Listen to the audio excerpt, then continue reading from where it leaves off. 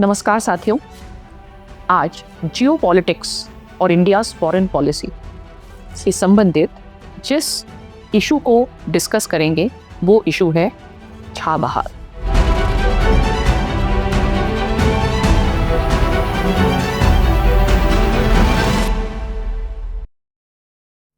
हालांकि छाबहार से रिलेटेड जो न्यूज़ है वो काफ़ी समय से आ रही है।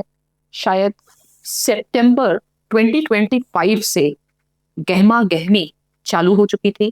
कई चैनल्स पर ऐसी न्यूज़ आ रही थी कि शायद वर्तमान में जो यूएस और ईरान के बीच में तनाव अपने चरम स्तर पर पहुंच चुका है और इंडिया की जो डिपेंडेंसी है यूएस के ऊपर, उसके चलते शायद इंडिया को छाबहार को गिव अप करना पड़ेगा।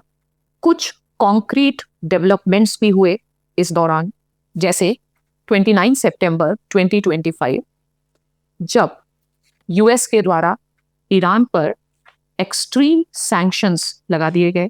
उसके पश्चात ऐसी खबर मिली कि यूएस का जो फाइनेंस डिपार्टमेंट है उसने भारत सरकार को एक लेटर भेजा है और उस लेटर में इन चीज़ों के बारे में जिक्र है कि यदि भारत या अन्य कोई भी देश ईरान के साथ ट्रेड कंटिन्यू करता है तो यूएस 25% तक उसके ऊपर टैरिफ लगा सकता है। और इंडिया को एक टाइम फ्रेम दिया गया जिसमें इंडिया को अपना डिसीजन लेना था। और साथ ही साथ वो जो लेटर ऑफ कंफर्ट टेक्निकली जिसे कहते हैं, उसमें 6 मंथ्स का वेवर भी इंडिया के लिए प्रपोज किया गया था कि 26 अप्रैल 2026 तक इंडिया के जो भी ऑपरेशंस हैं छाबहार में वो पूरी तरीके से समाप्त होने चाहिए। इसी दौरान छाबहार को भारत सरकार की तरफ से जो state owned entity ports global authority of India या इंडिया पोर्ट्स ग्लोबल अथॉरिटी, उसके जो डायरेक्टर्स थे उन्होंने एन मास रिजाइन कर दिया। यानी कि अब ये स्पष्ट हो चुका था कि भारत जो है वो अब छाबहार के जो ऑपरेटिंग राइट्स हैं, जो 2024 में एग्रीमेंट के द्वारा 10 साल का जो ऑपरेटिंग राइट्स मिले थे, वो समाप्त करने के लिए तैयार है। और साथ ही साथ जनवरी में भारत ने अपना जो फाइनेंशियल कमिटमेंट था 125 मिलियन का लास्ट, उसको पूरा किया। और फिर फरवरी में हमारा जो बजट आया 26-27 का, तो उस बजट में चीज़ें काफ़ी स्पष्ट हुई क्योंकि पिछले कई सालों से लगातार छाबहार के लिए 100 करोड़ रुपीस आवंटित किए जा रहे थे। और यदि लास्ट ईयर का रिवाइज्ड एस्टिमेट देखा जाए तो ये 400 करोड़ तक का एलोकेशन था। मैंने पिछले दौरान की जो घटनाक्रम है और छाबहार को लेकर के भारत का क्या रुख रहेगा, क्योंकि पिछले सितंबर, अक्टूबर, जनवरी में कई घटनाक्रम हुए और स्टूडेंट्स चाहते थे कि मैं छाबहार पर एक वीडियो लाऊं। पर चूंकि यदि हम भारत सरकार के जो मिनिस्ट्री ऑफ एक्सटर्नल अफेयर्स में मिस्टर रणधीर जायसवाल जी हैं, उनके हवाले से बात करें तो उन्होंने ये बात कई मंचों पे रखी कि अभी जो है अमेरिका के साथ भारत सरकार कॉन्वर्सेशन में है। तो फाइनली जब बजट में छाबहार के लिए कोई एलोकेशन नहीं आया तो चीज़ें काफ़ी क्लियर होती हैं और एक क्लैरिटी के साथ एनालिसिस किया जा सकता है। अब सबसे पहले यदि आप छाबहार के बारे में जानना चाहते हैं तो पहले तो आप ये जानें कि छाबहार क्या है, छाबहार कहाँ है, छाबहार का जियो स्ट्रेटेजिक इम्पोर्टेंस क्या है और भारत और ईरान के बीच में छाबहार से लेकर के जो इतिहास है उसका घटनाक्रम क्या है। जब इस घटनाक्रम पर आप जोर देंगे, आप इसको समझने की कोशिश करेंगे, तो कुछ चीज़ें स्पष्ट होंगी कि कैसे बदलते हुए जियोपॉलिटिकल एनवायरनमेंट के कारण, इंडिया, ईरान और फाइनली छाबहार की जो एग्रीमेंट है वो बहुत लंबे समय तक रुक रुक के आगे बढ़ता रहा। आप इस बात का भी अंदाजा लगा सकते हैं कि जो इंडिया का स्ट्रेटेजिक ऑटोनॉमी का क्लेम है उसमें to what extent India is able to walk the talk. और फाइनली आप ये भी समझ सकते हैं कि हमने कितनी तत्परता से, कितनी जद्दोजहद से छाबहार के नेगोशिएशंस किए, और आज शायद 2015 से लेकर के अगर हम आज तक की बात करें तो लगभग 1500 करोड़ रुपए भारत ने इसके ऊपर लगाए, परंतु आज हमें वहां पर गिव अप करना पड़ रहा है। शायद इंटरनेशनल रिलेशंस की एनालिसिस में अगर हमें हिस्टोरिकल इवेंट्स का सीक्वेंस समझ में आता है तो एक ट्रेंड एनालिसिस करने में मदद मिलती है। और फाइनली सोच का विषय ये है कि जो वर्तमान में डेवलपमेंट्स हुए, जैसे बजट में छाबहार के लिए एलोकेशन नहीं किया गया, क्या ये केवल एक टेक्निकल पॉज है या एक स्ट्रेटेजिक डिसएंगेजमेंट है? और अगर ये टेक्निकल पॉज है तो आगे जाकर के हम किस तरीके से ये इंश्योर करें कि इंडिया इज बैक? तो चलिए स्टार्ट करते हैं। सबसे पहले आप समझिए छाबहार कहाँ पर है।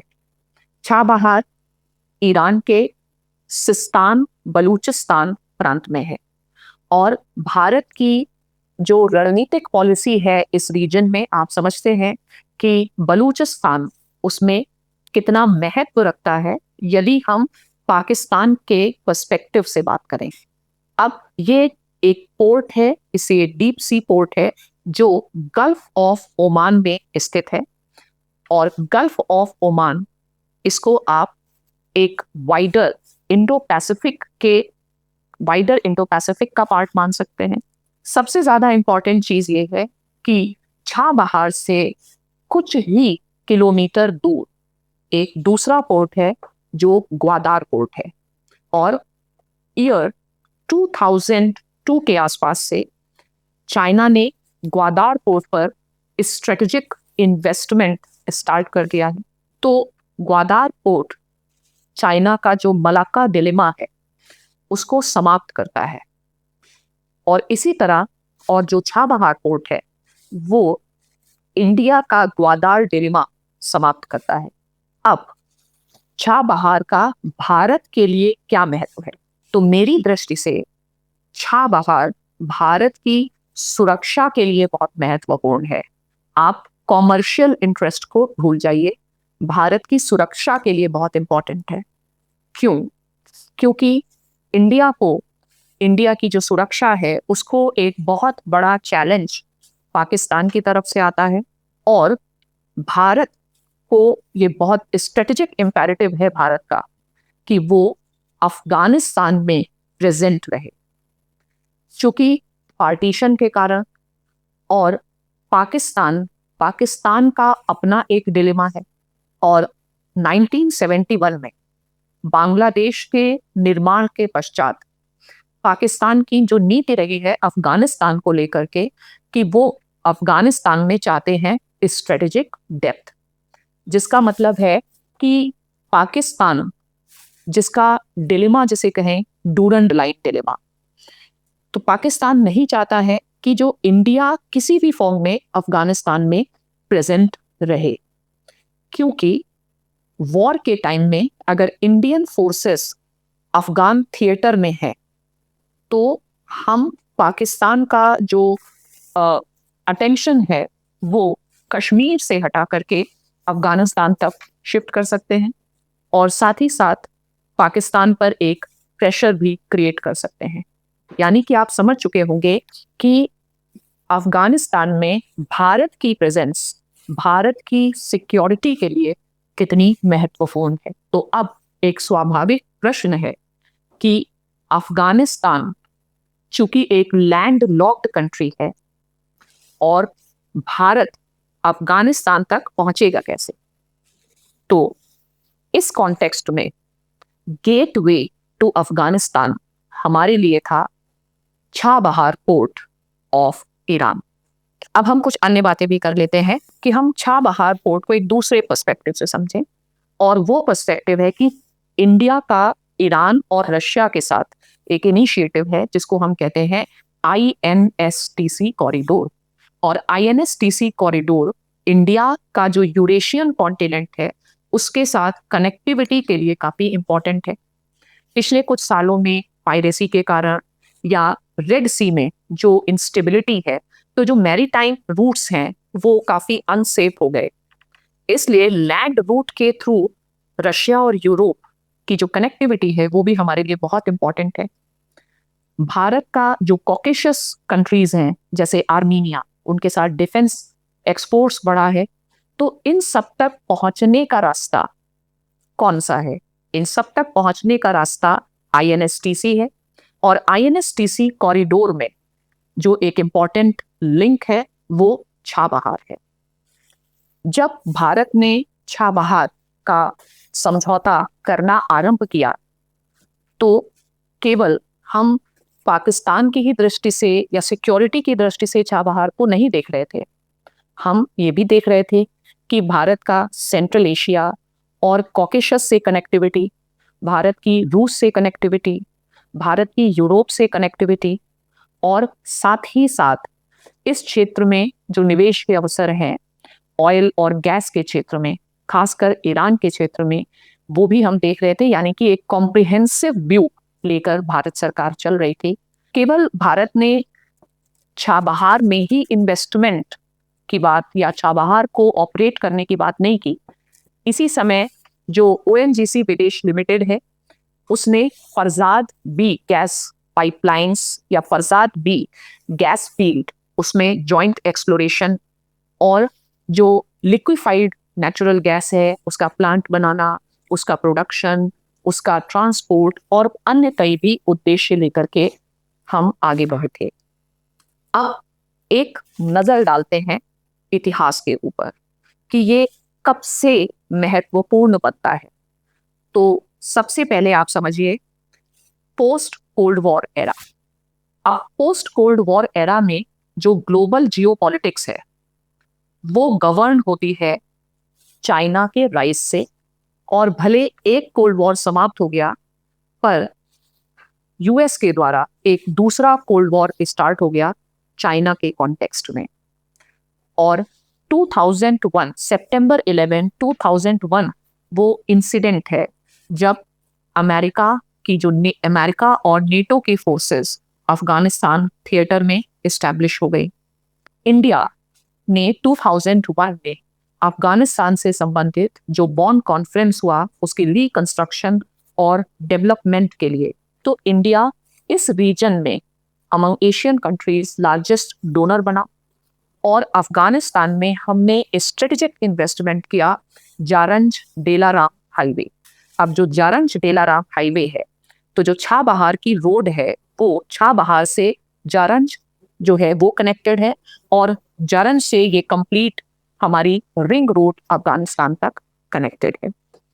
तो इंडिया ने किया स्ट्रेटेजिक इन्वेस्टमेंट, और उस समय तक इंडिया और US का संबंध बहुत स्ट्रांग नहीं था, और इस संदर्भ में जो इंडिया है वो रीजनल कंट्रीज के साथ इंडिया ने अपने संबंधों को बढ़ाना चालू किया। और ये जो छाबहार एग्रीमेंट की नींव रखी गई वो ईरान के प्रेसिडेंट उस समय खातामी, जो 2001 में रिपब्लिक डे के गेस्ट भी बने, उनके कार्यकाल के दौरान रखी गई। यानी लगभग 2001-2002 से हम लगातार इस प्रोजेक्ट पर अपनी टाइम, अपनी डिप्लोमेटिक एनर्जी सब इन्वेस्ट करते आ रहे हैं। तो आप केवल छाबहार के लॉस को एक मॉनिटरी लॉस या एक इन्वेस्टमेंट का लॉस नहीं देखे, आप इसे एक डिप्लोमेटिक जो हमने इन्वेस्टमेंट किया, जो हमने डिप्लोमेटिक एनर्जी दी, उसके लॉस के बारे में भी देखे। और हमेशा से जो US है उसके कारण भारत और ईरान के जो संबंध हैं वो अफेक्टेड रहे।